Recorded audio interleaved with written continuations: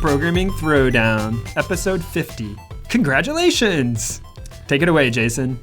Hey, everybody. This is a special episode of Programming Throwdown. And, if this is your first time, listening to a Programming Throwdown episode, we typically talk about a different language or, computational concept every show. We start off with some news, we tell some jokes, things like that. We're not doing any of that this show. So if this is your first show that you've listened to, if you're brand new to Programming Throwdown, hit pause, go back a few episodes, check out one of our other ones. This is really just a special episode that we want to do for our fans, give them opportunity to ask questions, make comments, and we'll read them on the air. And so we're also broadcasting this particular episode live on livecoding.tv/neuralnets4life, the number 4. And we'll give a link to it in the show notes and all of that. But that means that we're going to be fielding some questions from the live audience. And so that might cause us to... For one, it's definitely all one take. It usually is anyways. We always record this. People don't know that maybe, actually. Yeah, good We always record in one take unless something really, really bad happens, which has only happened like once or twice where we've had problems. But otherwise, it's one take all the way straight through, almost no editing, slap on the beginning and the end, which hopefully the beginning part has gotten a little better. I think people used to not like it. Yeah, definitely tighten that up. Yep. Totally. So we're good. In this episode, we're going to kind of talk about the history of the show and everything, give you guys an insight. I've heard to say folks instead of guys. Folks. Someone said, Is don't that say more guys, politically correct? say folks or yous, which I just can't do yous. Y'all? They also said y'all. I don't think I can do y'all either. So I think I'm. All right, y'all. Let's get this started. I'm relegating myself to folks, but give you folks an opportunity to ask us anything you want to ask us. And we've gotten a ton of questions and comments. And we're just going to kind of go through it and also field some from the chat as we go. All right. The first one is one we've gotten several times, and we're going to only give a partial answer to, so apologies. And sometimes there's been multiple questions, and I sort of randomly picked a person to represent that question. And we didn't cover all questions. There are many, many questions about, will you cover topic X or Y? So those are left out. Don't feel bad if you emailed us with those.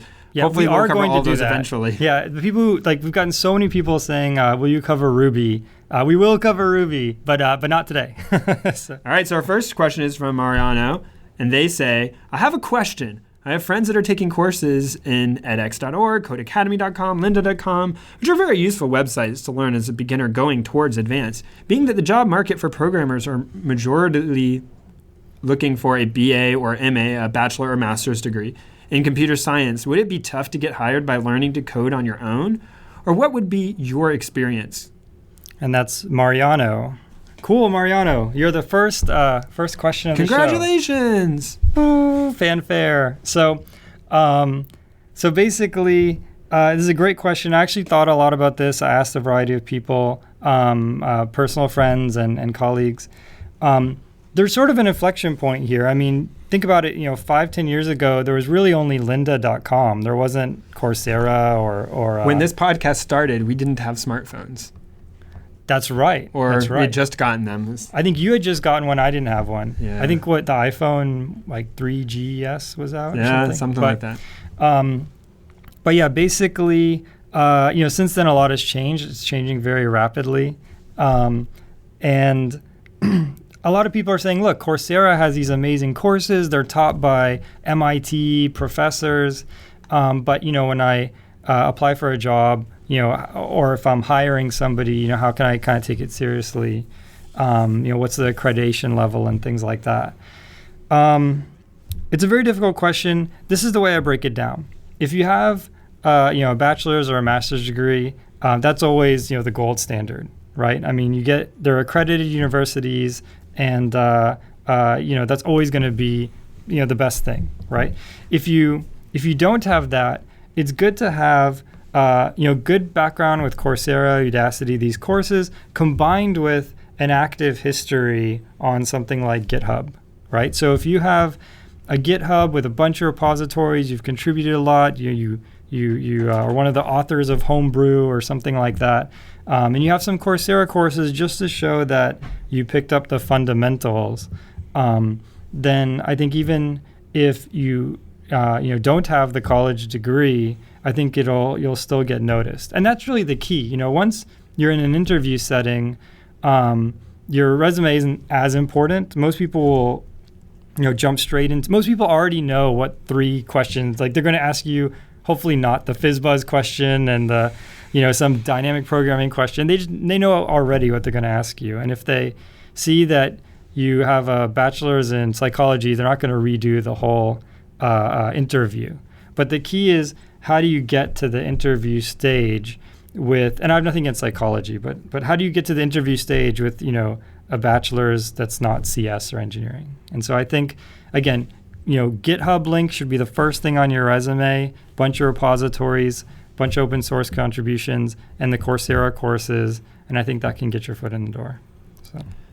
Yeah, I would agree. I think it'll be very difficult for having a boot camp or Udacity, even with their certificates and stuff, which they're getting better. And in 5 years, this show may just seem completely dated. You pointed that out, that right. Like this completely changes. But having worked with and talking to people who also work at large companies, at least, there's a lot of filters because you get a lot of junk resumes in. Yep. And it's, as you said, how do you get into let's talk to these people? Because once they talk to you, they may find out you're a great person to hire you, whatever. But how do you get into that pile? How do you get past that filter?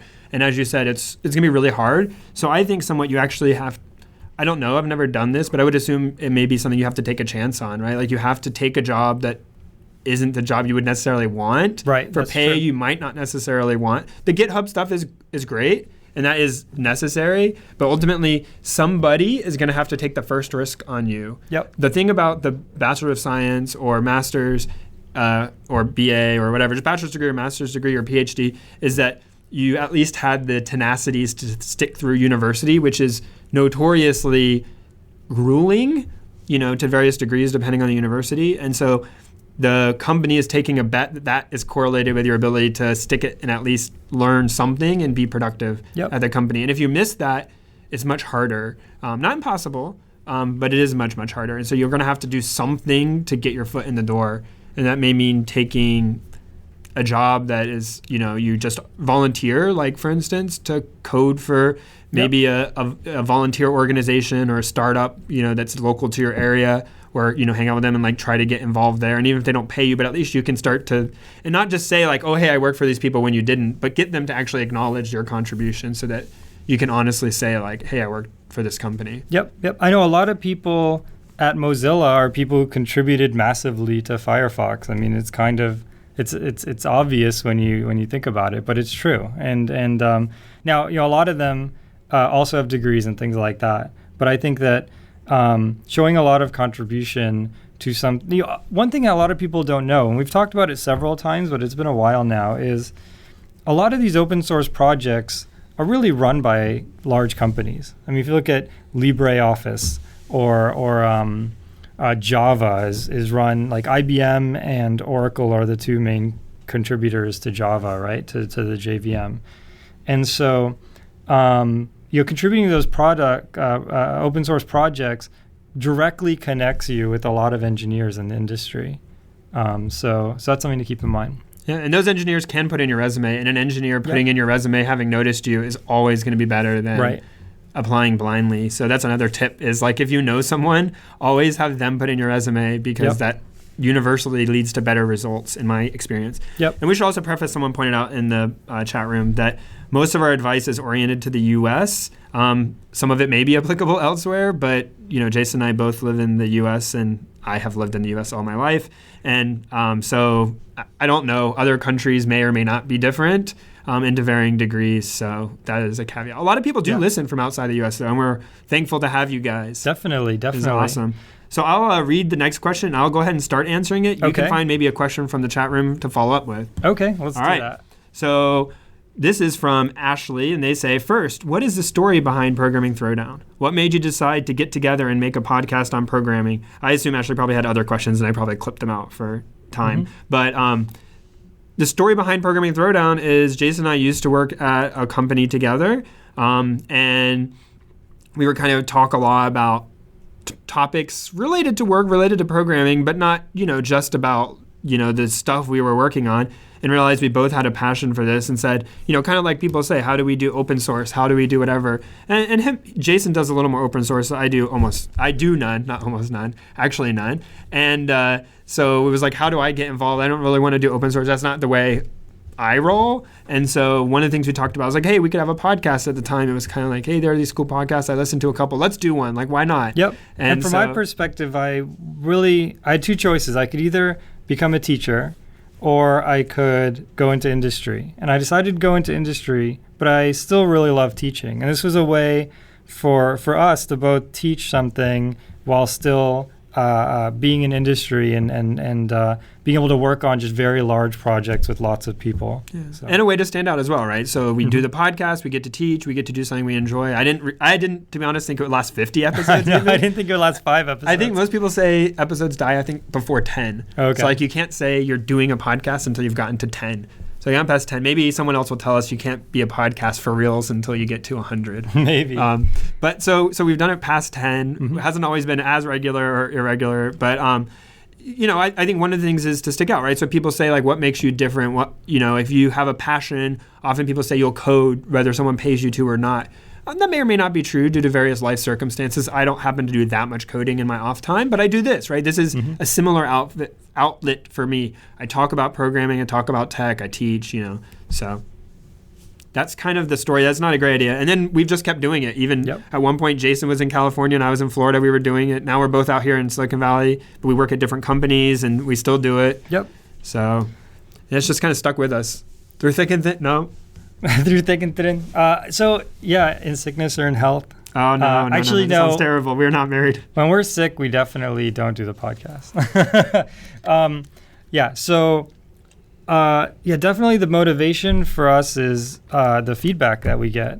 I mean, we get so many people who are saying, we got someone yesterday saying, I'm an engineer in Kenya and I don't have, he said he didn't have as many resources as he feels like a lot of people have access to, but he does have access to this podcast. And so that was kind of powerful, the fact that that we could spend some time and hopefully bootstrap somebody who has an incredible amount of passion and might not have the right resources, or somebody who has a great background in one field and wants to make a change. And or someone who's in school and doesn't know what major they want to pick. I mean, these are all people who hopefully we've helped some of them, through encouragement and through education. We've helped some of them make their decisions. Or just helping people pass time. Yeah, that's right. Some people not be bored, or to get laugh at us for how terrible this is. Whatever, it's all good. I wonder if it's gotten better. The number of people laughing at us has gotten higher? That's definitely true. Oh, okay. So the sheer number of people laughing at us has gone up orders of magnitude. Yes. Because the first episode was just our moms laughing at us. And now my mom told me she didn't make it through the whole first episode. I know, mine too. She's like, you boys are so sweet. But I couldn't listen to more than 10 minutes. Yeah.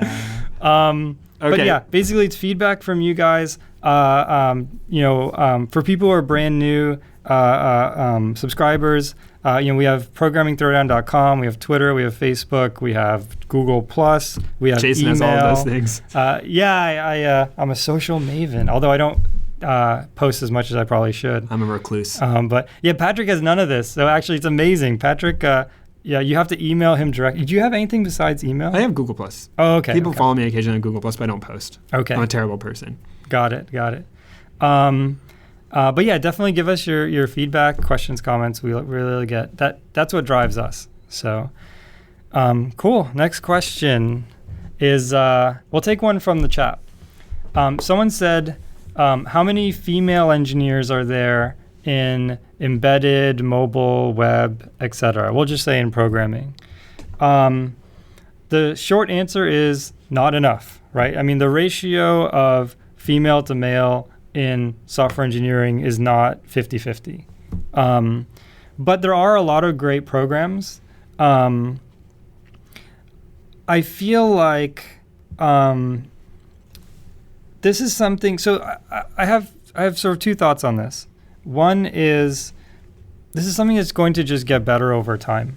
I think that every generation, if you look at if you compare yourself to your parents and to their parents and to your kids, right? Every generation has sort of a different understanding of humanity. So you're saying people become more... Okay. Really? Let's hear the second point. Okay. Well, I just feel like things are on a good place, sort of on a good path there. I think that things are... I think it's important that we're recognizing it's a problem. Right. That's a good first step. Yep. I'll agree. So I feel like things are getting better passively, but I do think, we need to take more action to sort of, help this, because it needs some bootstrapping, right? It needs some acceleration.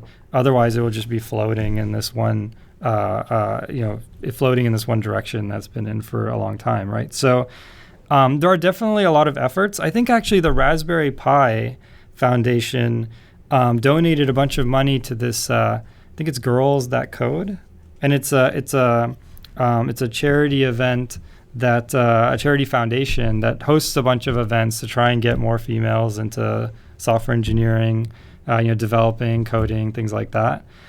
There's also there's a couple of other efforts. I can't think of them off the top of my head. It's like Grace Chen, I think I'll agree that it is a problem, yes, and we are beginning to take the steps to try to address it. Mm-hmm. But I think with anything, it's a long pipeline. I think a lot of studies show that decisions about kind of what general areas you'll go into, what kind of fields, or at least for some fields like engineering, math, computer science, are made as early as like middle school. And so unfortunately, if you kind of say everyone past middle school is going to be very low conversion ratio of fixing the problem, right? Then unfortunately that means it's going to take many years of concerted, continuous, and deliberate effort.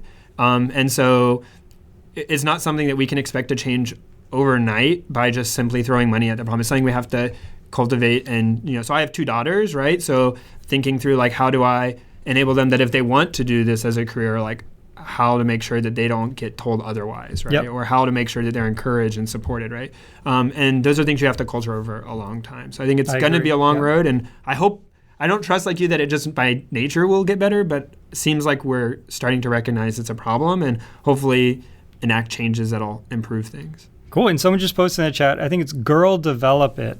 I think that's actually the foundation that I was thinking of. They got it correct. Yep, that's it. So Girl Develop It. There might even be another one, but I think there's several others. But yeah. Cool. All right. So the next one we have is so we had this from a lot of people. I didn't even actually go and find some specific one, but this is you guys talk too much or too little about the news or programming languages. I'd like you to talk more or less about the news, the programming languages, the book.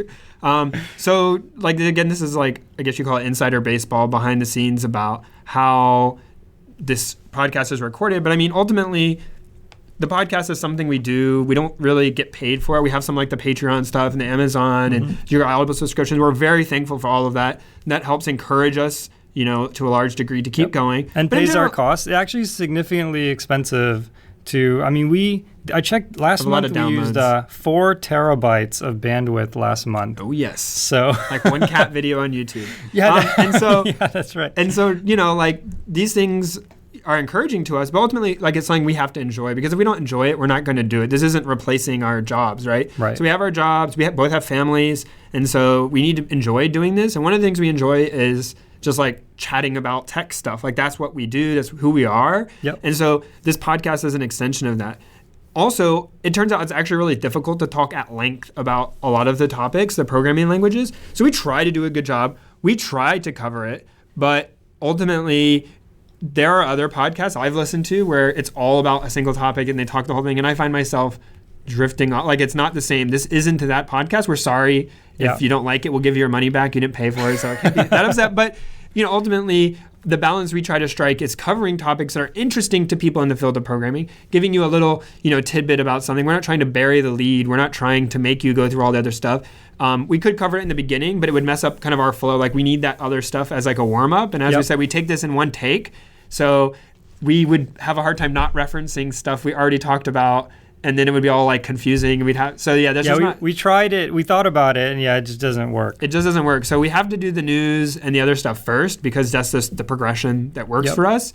And if we talk too much about it and too little about the other thing, sorry. There's always next episode. Yeah, the idea is just to leave you with a tidbit, a morsel, something. Hopefully you walk away with something you didn't know. Right. And then if we ever, now that we're 50 in, I guess we have self-granted permission to go back and revisit some topics. Yeah, and so maybe we can get into more specific aspects. And I think that's something we should do. So like specific parts of C++ or C or the things we're really into, it'll be, cover those in more detail. The other things may or may not get revisited. We'll see. 50 is a lot, but there's a lot to come, lots to still cover. Definitely. I mean, the other part of it too is the audience is kind of different.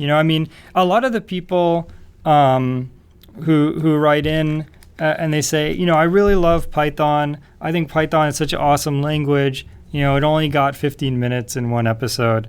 And we love Python too. The issue is there's many people who are just getting into this for the first time. And if we really dive into, why you have to use multi-processing instead of multi-threading, so you don't get the GIL, the global interpreter lock in Python. Then it kind of loses the spirit of the show, which is to show you enough about a language that you get really excited, or enough about a language where you can give you a foothold, where then you can scale that mountain of being an expert in that field. I mean, in an ideal world, I guess we could do 2 podcasts, and one would be for teaching beginners, people not in the field, or people just looking to commute, and then another would be in-depth hard topics, right? And hopefully wouldn't fall asleep. But right. Well, there's plenty of people who are really good at that second one, I think. Yeah, I think there's other topics, and then also I'm not sure.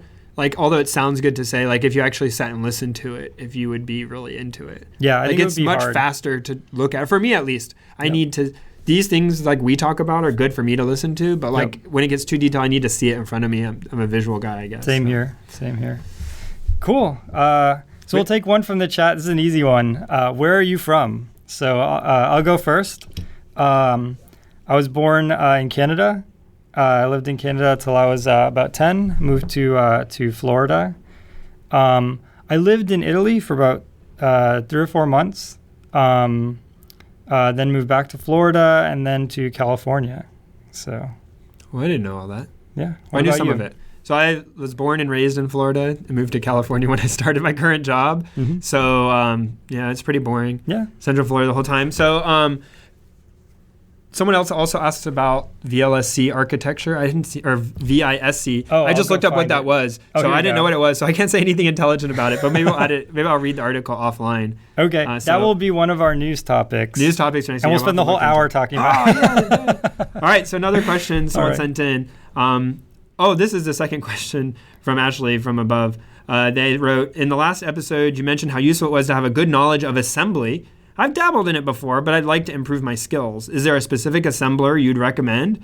They've come across several. And is there any good book or learning resource you can recommend for learning assembly? Yes, lots. And I'm sure we could probably try to generate something better. But actually, we had another person write in and answered their question unrelatedly. So I'm just going to read their answer. All right. They're going to do. So this is Tim. And Tim wrote in to recommend, which I haven't read this book, but it does sound interesting, Charles Petzold's book, Code, the Hidden Language of Computer Hardware and Software. I've heard about this book. And it says, yes, that's the Charles Petzold of programming Windows. And I'm probably not saying that guy's name correctly, but Tim wrote a little bit more about this book, and it sounded interesting. I looked at the webpage for it. We'll have it in the show notes. That seems interesting, so maybe check out that. There's also several resources for, the interesting thing about assembly is that because the instruction set leads to understanding the architecture, a lot of times there are simulators online, and we'll talk about a little farther down a fun but maybe educational way of possibly learning assembly a little in a few minutes. But there are lots of simulators, and you can use those simulators online, and you don't really even need to, it's cool to write assembly for Windows, but it's really hard because you need to do a lot of stuff. So you really don't want to be doing, or I don't want to be doing that. You want to use a microcontroller or something. And even when I write assembly in my day job, it's always in a very specific context, and for a specific reason, I don't start there. And that's because it's a lot of verbosity to really do everything that way. Mm-hmm. That makes sense. Someone in the chat asked, what programming language paradigms will we see in new programming languages and work their way into existing ones? So this is a pretty tough question to answer on the fly, but I will tell you about one thing that I think is super, super cool. And I've tried to look it up. It's basically a probabilistic programming language. And I had a great article on it, but I don't have it with me at the moment. But the idea is all of your variables are actually distributions. So you can have a variable that says, instead of saying X, let's say you wanted to roll a die, right? But you wanted to have a system that handles, the dynamics of a die roll, right? So if you just said X equals, rand 6, you'd get a number between 0 and 5, right? But in this case, you can actually say X equals, uniform distribution from 0 through 5, and X actually holds that distribution. It doesn't just hold one number from that distribution. Okay. And you can do crazy things like add distributions and things like that. And then there's also PyMC if you want to look at a Python library that has this. But you can do all of this complex math, and when you're done, you end up with this like really heinous joint distribution. And then you can just say, give me the expected value, and it'll go through and crank a bunch of simulations and things like that. But the variables are literally variable. Like the variables are holding the distribution. Distribution. They're like holding the hyperparameters. Interesting. And you do all your programming like that. So it's I think PyMCMC is one, and there's a bunch of others, but we'll talk about it in a future episode. But I think that is one thing that will kind of get to be more popular as more and more of the world has to deal with noisy data. I mean, anything big data is going to need kind of something like this. So. Yeah, my thoughts about this is that all the things we see, the functional, the actor stuff, the object-oriented, all of these are trying to say this is the way to solve problems. And I'm increasingly convinced that we're coming to an understanding as a software community that isn't the right attitude to take. There's not one. And I hope that's one of the things that Programming Throwdown we mentioned is that most languages have strengths and weaknesses. I don't think all of them have weaknesses. Right. I'm not sure all of them have strengths. Yeah. But all of them have weaknesses. And the idea is I think we're going to move not to one language that's multi-paradigm like a C++, right. But instead moving to things where we're able to smoothly move between one and the other. And I think this is things where it sounds weird, like Microsoft may have been ahead of its time a little, like supporting everything, or even like Java. We have Java about like C#, the C#, J#, all that, yeah. All right, and even so just for people who don't know, Microsoft has this thing. What's it called?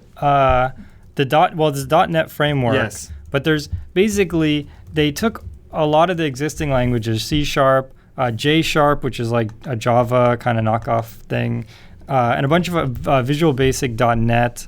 And all of it compiles down to one common language. It's similar, actually. LLVM is really right. So I was going to say. So now that we have like LLVM, you have like the Clang front end. Like this is all very similar. And now it's starting to happen on the web a little, where like people are writing and kind of it's happening with frameworks in JavaScript. I think I'm not a big JavaScript, but I kind of see it a little from looking from the outside. Totally. That people are having frameworks with different paradigms, but they now are interoperating. Like, let's pick the thing that's best for this task instead of trying to do everything in one task. And that's a pro and con. So the con is that now people need to know multiple paradigms and how to program in them and move between them, which is very hard. But it has the pro of you hopefully using the right tool for the right job. Yep. The question becomes how inefficient should you get before you switch to the other thing? And as we make that friction and moving back and forth between them, I think that will be the future where teams won't be able to just do in one language anymore. But Yep. And things like, protobuf, thrift, and these other technologies that are designed for communicating between processes very efficiently and things like that will make all of that very easy. If you figure, this sort of deep learning package in Python is really great, but all of my code base is in Java, well, it's no big deal. Right, you just write some kind of thrift or protobuf RPC layer, and so a lot of that technology is pretty new. I mean, before you would have to do a lot of that by hand. So lowers the barrier for doing multiple languages on one team. Why do programmers love to hate on PHP and praise Lisp? Right. And this is from Ariel. Yep. And so the reason why is because this is just common in what I guess you could get into the nerd culture, which is my way is the best way. Everyone else is, Star Trek is better than Star Wars. No, Star Wars is better. Right. It's just getting in that kind of fanboyism is maybe other parts of society have it as well, but I know it's very rampant in tech. And I think it's just that is what you see is that people like to say, PHP is terrible. And it just happens because most people working at the big companies aren't writing in PHP. And so they kind of throw those stones that PHP, from what I understand, I've never done a lot of coding in it, but does have some flaws, has some problems, has some bad assumptions. They try to fix it, patch it. And ultimately what it ends up is people know what we talked about last question is like people know a language and they try to solve all the problems in that language. And then some languages handle that better than others. And so I think you start to see that problem. One of the things that I think about Lisp is that it's so minimal that people end up building up a lot of infrastructure to make the language support their current paradigm. So you write like domain-specific language kind of things in Lisp to help you do what you want to do so that Lisp becomes the language you need for the current opportunity. But that, like we said before, has pros and cons. And, if you're not a language designer by trade, you can kind of work yourself into a trap. But people kind of have that belief like, Lisp is so beautiful because it's so minimal, because it's so flexible, because you can really make it do anything and not be like, look, it's failing down there.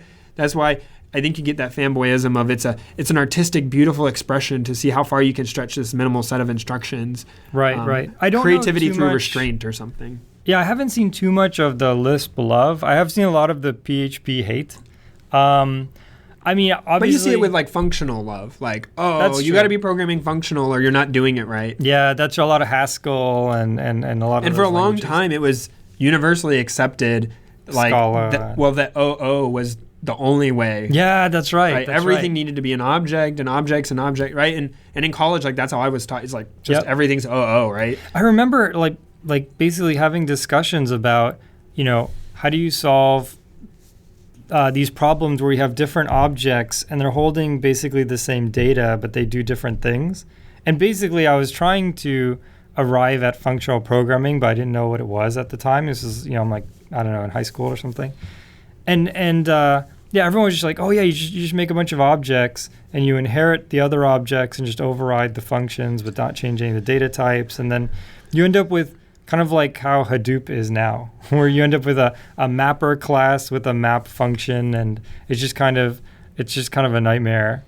So I think that, again, as Patrick said, it's for different tasks, different languages are amenable to that task. And OOP isn't great for everything. Functional languages aren't great for everything. And so I think a lot of it is just finding the right tool for job. It's kind of like being a mechanic. Mechanic is a huge toolbox, and maybe a torque wrench is good for this. You could use a socket wrench, but it's very difficult, and so a lot of being a mechanic is knowing sort of what tools to use at the right time. And specifically for PHP hate, I think it is somewhat just class derision, a caste system, as it were, because I think what happens is people who learned PHP learned it to do like web development. But that was early web, right? And so, relatively early, I guess. And so people were like, you're a web developer. You're calling yourself a software engineer, but you're not. Like the code you're writing isn't at the level of complexity that, someone else is writing. And so therefore you're a worse person. That's true. And it becomes cast. And so I think the same thing happened with JavaScript for a long time. But now web apps have become so complicated, it doesn't really work anymore. And it kind of just faded away. But a lot of people, it was like, you do web programming and you make JavaScript apps or Flash apps or like that. You're a second-class citizen, right? You're not a software engineer. Like that's child's play. And that's just ignorance, it's not immaturity of the thing, right? Like, and like as time has gone on, a lot of those people, now some of them probably made the leap. Some of them probably just because they wrote, a web app that was really simple doesn't mean they can also write a game engine, right, or whatever, but they didn't need to. That was fine. What they were doing was the right tool for the right job, perhaps, and they did a good job. But then they tried to say they were something more, and then, not all of them were able to actually do that, but some of them were. Some of them, that was just their first language they learned, and then they moved on and did other stuff, right? And it turned out they were great programmers. I'm sure great programmers and terrible programmers started in PHP. Yeah, that makes sense. And then we had to follow up, why haven't you covered PHP? We will. Question by I've Sonia. actually done a decent amount of PHP. Really? A long time ago, a very long time ago. So why'd you stop? No, I'm just. I'll say I stopped because really when Rails came around, I mean Ruby on Rails and then Grails, and then I felt like PHP was great at the time, but I feel like if I had to make a web app now, it would definitely be like Node.js or Ruby on Rails. I think these things have really eclipsed PHP. And it's not a dig on the language. It's just the scaffolding. Yeah, there isn't a lot of excitement around PHP anymore. Yeah, but there's not a lot of excitement around C++ or Java anymore either. But they're just reached such critical mass that there's so much work to be done in them that they survive. Yep. Yeah, definitely. Okay. I would like to hear an episode about the open source and free software, the ethics behind it, and how someone could actually have a viable business which creates open source software. This is from Christopher. Good question, Christopher. So, right. So, well, there's obviously companies that run on open source software or make use of open source software. I mean, almost any company, really. If you look at any of the big name companies, they're using some open source software. I mean, if you, I remember this goes way back, but when I beat Warcraft 3, or might even be Warcraft 2, but when I got to the ending credits, they actually put the open source attributions in the ending credits. And I remember seeing, zlib and all these open source libpng, all these open source projects, and looking them up online and learning about them, and it's so cool. And basically, since forever, I mean, I don't even know how, probably 20 years or something, all the major companies have been using open source, right? So there's a lot of things with licenses, what you can and can't do, and GPL, and I don't really want to go into that. We're not lawyers. We'll just say there is some open source software that if you're a private company, you can't use. You can't package with your solution, or you have to use it in a certain way. And then there's other licenses that let you sort of do whatever you want. So some of those have both. So they offer one under, if you want to use this and you're not a company making money off of it, you can use a free one. But if you are, you need to pay to license it appropriately with a different license. Yep, that's right. Another thing, so some part of this question is actually, can you build a whole company around open source? Say Red Hat, for example, right? And yes, you absolutely can. I mean, there's a lot of companies where maybe not everything, but everything except the secret sauce is open source. I mean, if you go on, say, Twitter's GitHub page, they have just tons and tons of projects there. I don't know, but that's a good example. I mean, I think an example would be more like someone who's really behind like Hadoop or something, right? And they're like pushing, they're like owning Apache that community. Foundation or something. Well, but that's not a good example. But yeah, like if you took someone, and I don't know they do, but like if you took like Cloudera or someone who's really pushing that technology, they're mostly doing open source, but maybe they sell a couple of modules that are secret sauce, but they have alternatives that aren't. But they are mostly, I think, in my opinion, selling consultancy. That's right. We'll help you run your jobs. We'll help you optimize your jobs. If you want features added, you can pay us and we'll add the features you want, right? That's one opportunity. Yep. Another opportunity is one I described, which is like you have two versions of the software, an open source one, but it has a license such that you can't use it if you're not also open source or whatever. Yep. But then you can pay me and license it instead. And then that's kind of like a try before you buy almost. Yep. And that's another way. You can sell consultancy as yourself or your company, bug fixes. Yeah, and keep in mind, like something like Hadoop is a great example. Git is another good example. If you're a huge enterprise and you're using Git, and all of a sudden your repository just gets too big, or you need like directory-specific access control lists or something like that, you can go to, I guess, Linus Torvalds' company. I don't know what you would do in this case, but you can. There's people who you can pay who will fork the Git project and do something custom for your company. And so by getting a lot of the mind share on a particular feature, such as Git has a lot of mind share on version control, you can then make a lot of money and build a viable business out of just supporting that for people who for whom that software has a lot of value. Or even just hosting it for them. So that would be something like, like WordPress, or does that WordPress as well. So like you can run WordPress on your. I might be misspeaking, but No, I think you're you run right. WordPress, but You're like absolutely technically right. it may not be open source, but at least it's free, right? Like you can run it on your open website source, for actually. free, open Yep. source. But then they'll offer to host it for you, which has advantage that it'll be secure, up to date, and even they could offer like early release of features, Yep. right? If they wanted to, and they'll host it metrics, for you. They have right? metrics that they won't, that Yeah, sort yeah, of yeah. stuff. Yeah. So that's another way. Yep. So, Great question, Christopher. can you talk about third-party metrics and data collection systems? From Kenny. So there's a lot of these. We should do a show on this, but So what do they mean? Do you know what this? I don't actually know what this question is, like data collection. So this is actually a huge paragraph. I just took the last sentence. So Context. Yeah, I'm cheating. So Kenny wrote some apps, and he has a website, and they're all using the same server. And the question is sort of how can I get some good metrics. Got it. We'll cover this in a ton of detail. We'll do another show on this. But one thing that I'm starting to get into, which I think is pretty cool, is called ELK. And the ELK stands for Elasticsearch, Logstash, and Kibana. And like I said, it's a whole show. But basically, you can give them logs where it's just lines of JSON objects. And they parse the logs. They do some kind of filtering and machine learning. They generate a bunch of pretty graphs. They basically do all of it for you. You can even have 100 machines that are generating these logs. They'll handle aggregating it and everything. There's a bunch of pipelines like this that are open source. That's one that I've but these are like alternatives to like Google Analytics or something where you just put a little tag. You basically send a request out to a server and it logs that someone did something. Yep. Yeah, Google Analytics.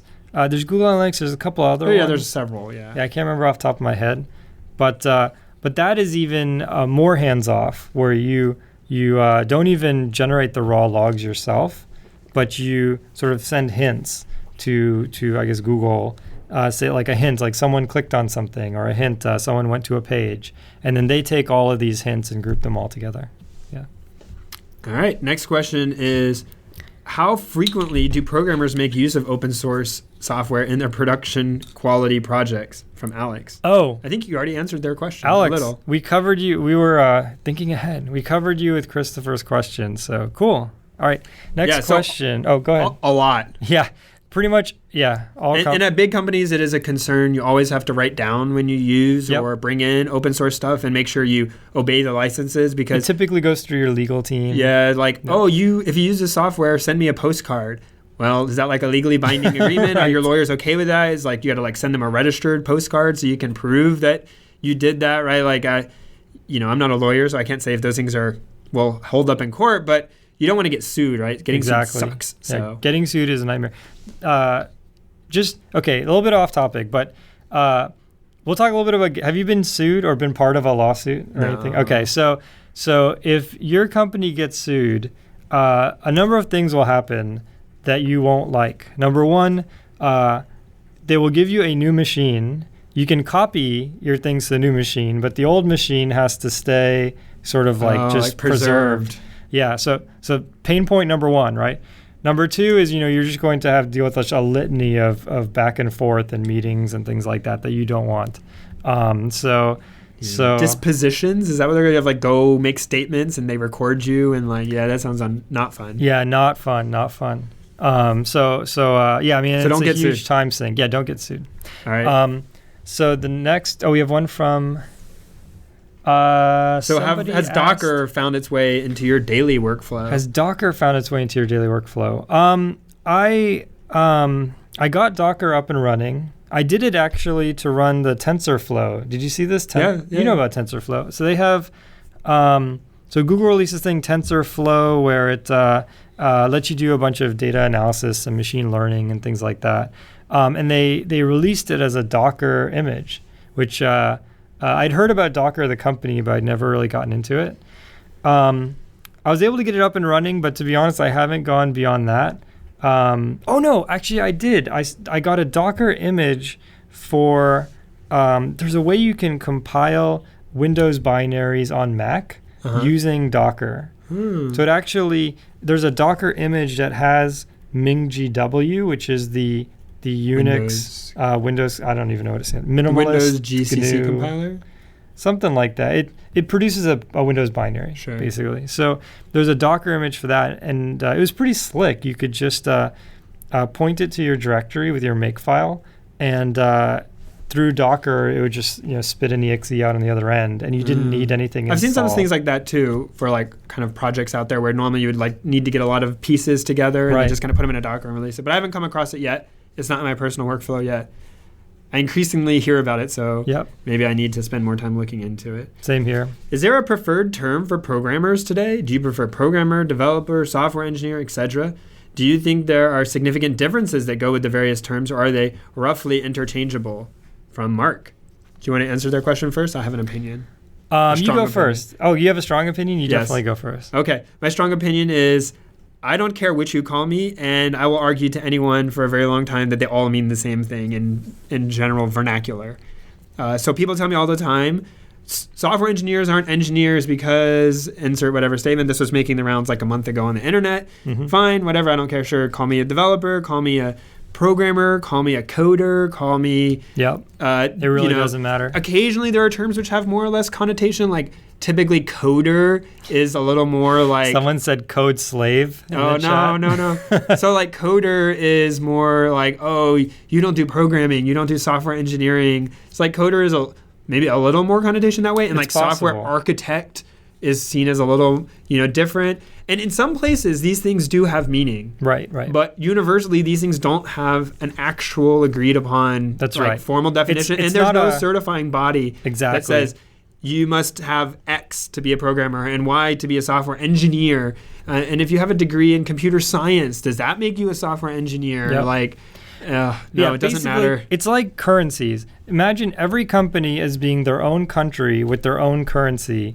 And having, being an architect might be like having $1,000 in some currency, but you have no idea what it translates to in, euro or US dollars or something. And so it's kind of so in many companies, for instance, for software architect as a good example, that's a very senior person. Like they report to a high-level manager. They're, many years of experience, and they're brought in as kind of like when they say something, you should kind of like do what they say, like that kind of recommending person. In other companies, it's just a different role from software engineer, where you spend a little more time on like requirements and designing the system, and you're more what some places would call a systems engineer, and they start junior engineers in that position. You can be a software architect right out of school. Interesting.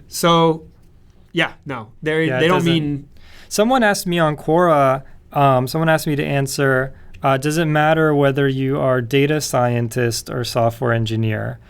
And even there, I mean, clearly there's a difference, but there are so many people who have the wrong title, or not the wrong title, but there's so many people who are spending all day doing statistics who are software engineers, or spending all day building systems who are data scientists, that that separation hasn't happened yet. You may use it to mean something, but you can't guarantee the person on the other end. Exactly. Also means the same thing. So you should be really careful. I did find one place where it really matters, and that is the immigration office. Not firsthand. They were going to say me payroll.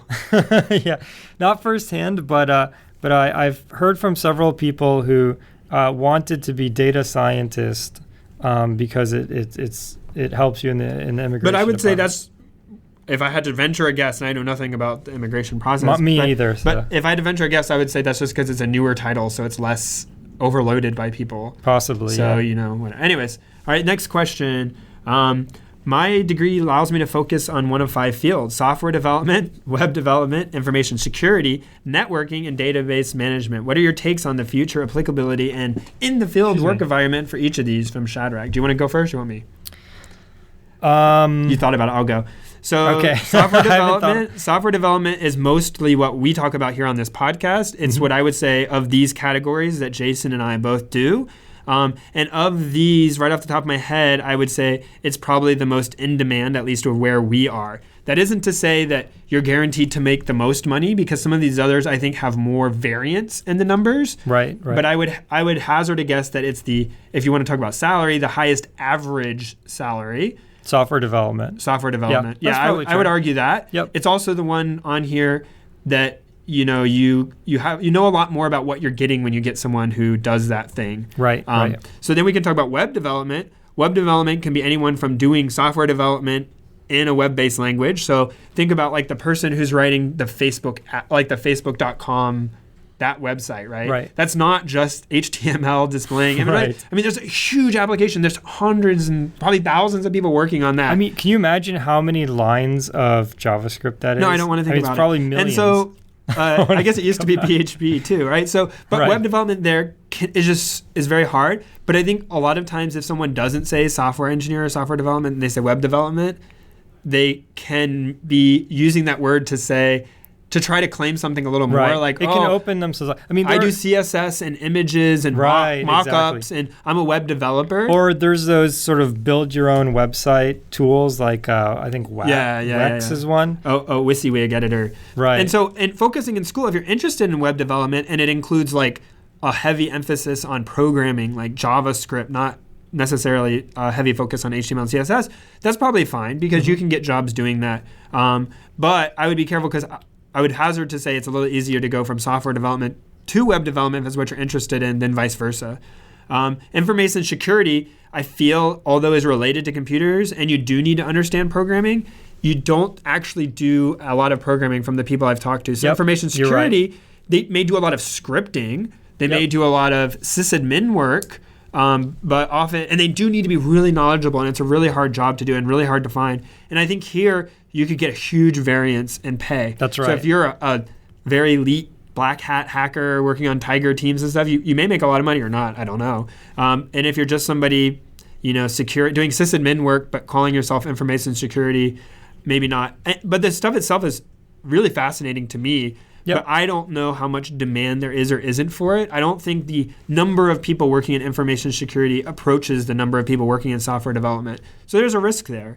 Networking, same thing. I don't think this means like programming for, TCP. This means like understanding how to manage networks. And managing large networks is very, very difficult. And you have to be very careful. And at places like Facebook, they've now said like they're building their own custom networking gear and stuff to handle like just massive amounts of stuff in their data center. Wow. So that stuff is crazy. But again, I don't know how many people are there doing that. And I'm biased. I'm a programmer. I think, yeah. Anyways. And was there another one? Last one is database management. Oh, okay. And so I think that's a very specific niche and very important and probably fairly highly paid in a lot of circumstances. I think so. But I would imagine harder to find a job than just software engineer. Definitely. Yeah, I actually, so everything Patrick says is totally right. My very short answer would be do what you want to do. I mean, if you're really passionate about any of them, you're going to do your passion. All of these are, well compensated jobs. Right. And doing the one you're most interested in will probably lead to a better result because you'll be engaged, you'll apply yourself at work, probably get promotions, right, like that kind of stuff. Yeah, I mean, you have to follow your passion. And you have to be happy. Yep. I'm not trying to say anything deep there, but like very superficial comment. Yeah, definitely. You have to be satisfied. If you're not... Thank you, that's better. Yeah, if you're doing something you hate, it really, nothing else matters. You're just going to... I mean, think about it. You're at work, as many hours as you are at doing anything else, right? Just during the week. Yeah, you probably will spend more time with your teammates than you will like with your family. Right. Especially if you forget about weekends. If you just look at during the week, it's definitely true. I mean, you're at work 8 hours. Well, awake. I should say awake hours, yeah. Right. Oh, you're right. Yeah, awake hours, yeah. So, and then, you're doing all this time and then there's some kind of crunch and you have to work weekends or overtime or something like that. If you're not happy at your job, you're going to get just completely, demotivated and burned out. So yeah, follow your passion. Someone else asked about, which has become a common thing, as technology replaces jobs, do you see developers becoming like welders, machinists from the first machine age? That's my theory on how we get around the job destruction issue associated with technology. And that's Ward. So, I talked a lot about this with some colleagues about the job destruction. And so is this saying developers will become more important because like welders and machinists became increased necessary because there were more machines? I think what he's saying is... I think that's what he's saying. He's not saying developers' jobs will be destroyed. I think what he's saying is the whole pyramid shifts. So in other words, maybe, used to be there were tons of farmers. Then there's not as many farmers, but each one is basically a mechanic controlling, the machines that are harvesting the wheat. And so the pyramid kind of shifted. The farmers got dropped off the end of the pyramid, and now the what we now call farmers is really a different job. And so I think what he's saying is it will shift again, and then developers will become many more developers will happen because so many things will be replaced with developers, and then maybe there'll be another thing. So I think in general, this is kind of a little macabre, I guess, or morbid, but you have these massive shifts all the time historically, right? You look at, say, the Industrial Revolution, right? Tons of job loss, right? And typically what happens isn't very pretty. I mean, historically, you have, massive job loss.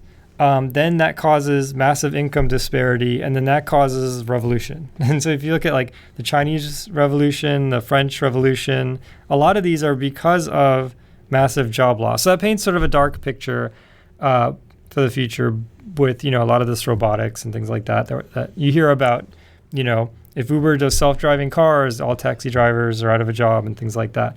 I do think that we have a society now where people can be much more fluid. We obviously don't have the same caste system as they did in the medieval times and things like that. And I think people will adapt, and I think it will cause, if there is, and I'm not saying it's a guarantee, but if there is massive job loss because robots replace humans at a large scale very rapidly, I think you'll see adaptation. And so I feel hopeful. So I don't really have a strong opinion. I mean, I hear the arguments. This is one of the arguments for universal basic income, where everybody should just make X amount of dollars because we're all going to. I think that's. Yeah, there's a lot of opportunity for deviations from that course between now and then, and I think it's really hard. It's really hard to predict the future. But I would say, as far as like developers themselves, like I don't see a future where we become less needed. Like all of a sudden, there's massive developer layoffs. In total, there may be in little areas or companies or sectors, or if the market tanks, right? Like, but in general and long term, I don't see it going down. Same thing, healthcare. I don't see. Needing to be like less nurses. Nurses may be like less compensated, I can't say, but like I don't see like we're going to just suddenly need less nurses and doctors. Right, definitely. But maybe if robot nurses, who knows? All right, you should try Quine Relay and TIS 100, Stephen. So this is what we were referring to earlier about assembly, because this is TIS 100. So we did do. Actually we didn't. The two of us talked about the Quine Relay, but we didn't put it on a show yet. So, very quickly, because it really deserves its own news segment in a future show. But Quine Relay is the super cool thing this guy wrote, where you take this Ruby program, and when you execute it, it generates a program in another language. And when you execute that, it generates the output of that is another program, another language, and It actually goes through, I think, 30 languages and comes back to Ruby looking exactly the same. Oh. It's kind of like mind-blowing. That's kind of crazy. Yeah. And TIS 100 is a game in which you need to use assembly language for a made-up processor to kind of solve the game. I haven't played it yet. I actually have this as like something I intend to try very soon. I'm in the same boat. It came out on iPad recently. It did? Whatever. I actually replied to Steven at the time, and I said, if it's not out on iPhone or iPad or some type of mobile device, Android. I think it came out on Android and iPad, so I intend to try this. I don't know how we'll definitely do it, Steven. This is like my day job. Like I don't know if I want to do it. We'll do it for Steven. Okay, all right. I was wondering if you could talk about editors or just about what you like to use and why. So we're going kind of long. So like what editor do you normally use at work? I use mostly Emacs and IPython Notebook, which is I guess now called Jupyter. Oh, I didn't know that. So I use Eclipse. I use Eclipse for Java. but I use Emacs for everything else. I use Eclipse for Java and for C++. Really? Because I'm a glutton for punishment. Mostly because that's what is offered at my thing. But I like a lot of what an IDE offers. And I know you can do the same thing in VI. Like, for instance, I don't use Emacs, but I can jump into VI and do what I need to do. I just never... you have to set up you have to learn a lot. And the problem is if I go to someone else's computer and they're using that, I don't know how to use the way they have it set up, and they won't know how to use the way it's set up. And so a lot of what I happen to spend, people always look at me funny, but I spend a lot of time at other people's computers for some reason. Really? It's the thing like you said, like teaching or whatever. Oh, I guess. right. Debugging people's stuff, having conversations, right? So like I like to be able to go to their computer and not be productive. Yeah. So like maybe that's just me. Maybe I'm just a weird person. But yeah, I use Eclipse. You can hate on it, whatever. Okay. I don't care. I've actually never tried it for C++, so it could be great. I'll have to check it out. It's not great, but I mean, all of these tools is just really hard because there's all these sort of bits and pieces that are moving. The IDE at least keeps it consistent and bundled. Does it have like the, where you can command click on a function, it takes you to the definition? Yeah, well, F3. You push F3 and it takes you to like the variable in C++, definition. So it must do some kind of like pre-processing or something. Yeah, so it works pretty well, and I like that. And when I go to someone who's using VI or Emacs, the thing I can't stand, and this may not be you, is when I say like, where is this defined? And they open up a thing and do a grep across the code base looking for the thing, and then they can't figure out where is the definition versus use, and that annoys me. Yeah, they have to set up G tags. If you are doing that, I'm sorry. I don't feel you have an argument to tell me that I'm doing the wrong thing by having an ID. If you have it properly set up, C tags, G tags, whatever, like fine. Oh, that's what it is, C tags. C tags, like that's one I know. If you have C tags set up properly and you want to make the argument that I'm inferior, fine. Whatever. No, I don't. Yeah, but I don't judge. If you don't do it and you do the I'm just going to drop into grep and look. No, sorry, I'm not. Unless you're really good at grep that I've not seen people do, where like you can write the regular expression such that it finds the definition, not just the use. Yep. If you can do that, more power to you. That's not how I normally see people. I'm actually pretty good at grep. For a long time, I was the grep my way through it. And then I finally kind of said, let me take half a day and figure out C tags and G tag, all this stuff.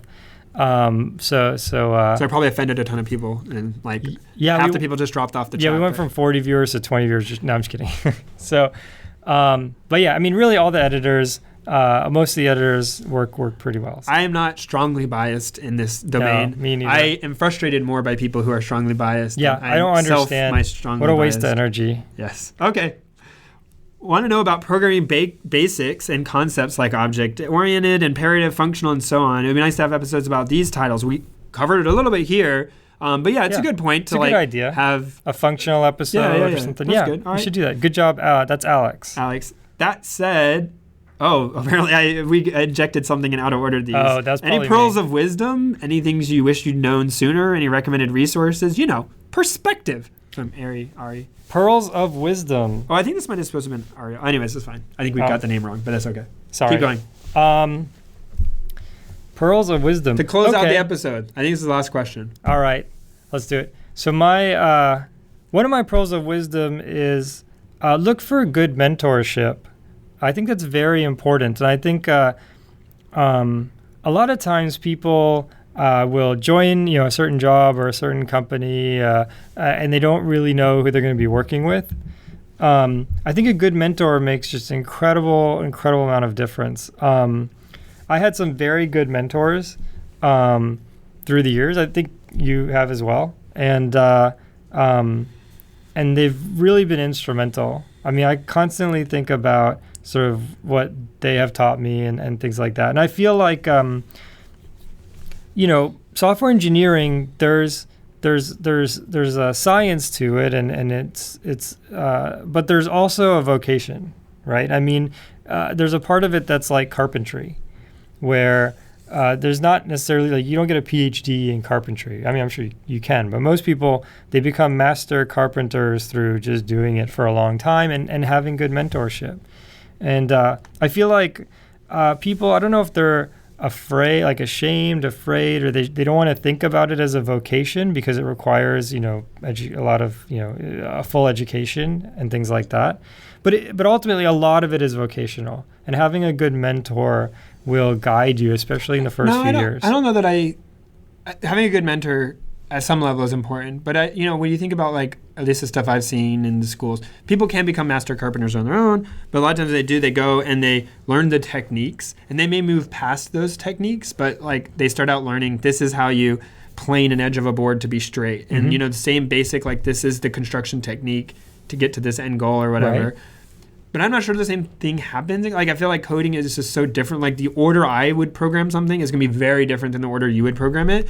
Not just like start a new project, what do you do first? But even just like, here, you need a new class to do this. Like what do you do first? Do you go and do the variables first, or do you do the... And maybe that stuff doesn't matter, but it does because that's how my brain flows. You're describing kind of it more as an art.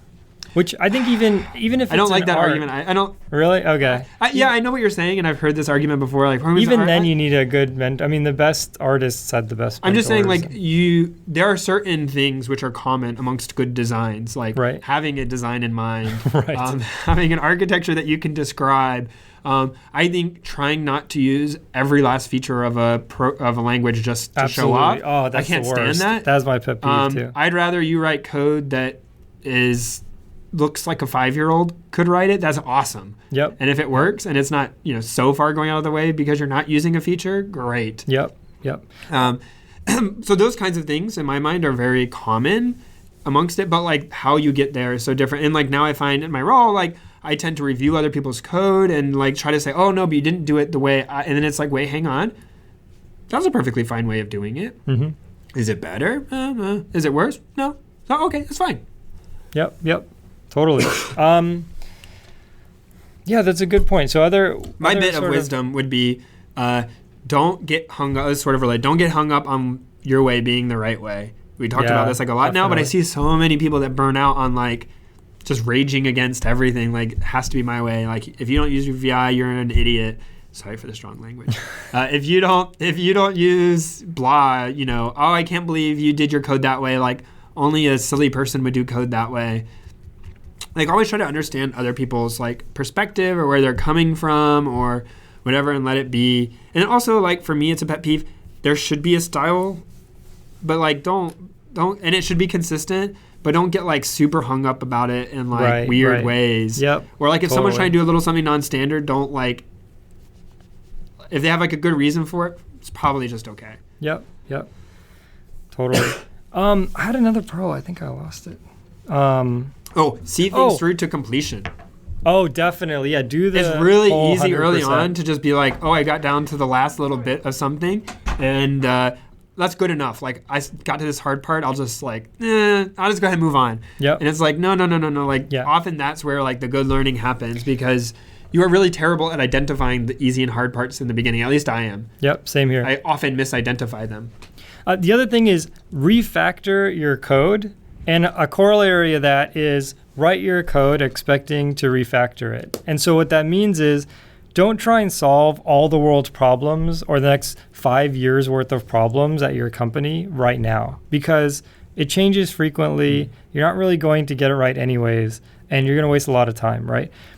The flip side of that is... That's a delicate balance, yeah. Yeah, if you're going to code based on this year's problems, then make sure everybody knows that next year you're going to rewrite a lot of it. I think you have to strike some balance there. Like, and the thing I've been trying to do is strike the balance of things which I have more confidence that won't change, I'll spend more time on, and things which I think are likely to change, less time on. Yep. Like I'll do them a little more hacky, a little more, rough around the edges, and let that be okay until we are sure we want to do that. Yep. And that's a subjective decision. So, and you should be proud to redo your code. I mean, definitely don't get. I've seen this where some people get sort of defensive about their code. I mean, they look at it as sort of their territory, like, oh, you're wiping my name off the map, Yeah. And it's like, I feel like, if your name isn't wiped off the map in 5 years, then there's some old code that probably needs to be rewritten. We have a lot more questions. There was more questions in the chat room, but I think we're running a little long on time. Yeah, I think we're going to cut the episode off here, but then we can try to... Yeah, you can answer some in the chat room. Yeah. All right, well, that's episode 50. 50, unbelievable. Half 100. A half a century. Quarter of 200. Yeah, we could just keep going. But Thank you all for listening. We didn't have a book of the show or tool of the show, Yep, but there are we'll do lots of all that other ones, so next time. check them on the blog. Yep. Visit our Patreon site. That's right. Thank you for all of you who have done that. Yeah, we got some donations yesterday. In fact, we asked for questions and we got donations saying thank you for 50 episodes and everything. We really appreciate that. Yep. Appreciate all of your support. And then if you're bored like me on your commute, you can check out our links for Audible and get a free thing. That's always awesome. Yep. I'm listening to one this morning on my way to work. Yep. Yeah, I definitely. I'm just getting the account now. Oh, so I'm brand new. We have to find out what your first book's going to be next episode. That's right. Next episode. That'll I'll be give you my book of the advice. show. See if you really? follow it. Sweet. I have All right, lots. let's do it. All right. Well, I Cool. think that's a wrap. Thanks, guys. Thanks a lot. Oh, thanks, y'all. Oh yeah, thanks, folks. The intro music is Axo by Binar Pilot. Programming Throwdown is distributed under a Creative Commons Attribution Share-alike 2.0 license. You're free to share, copy, distribute, transmit the work, to remix, adapt the work, but you must provide attribution to Patrick and I, and share alike in kind.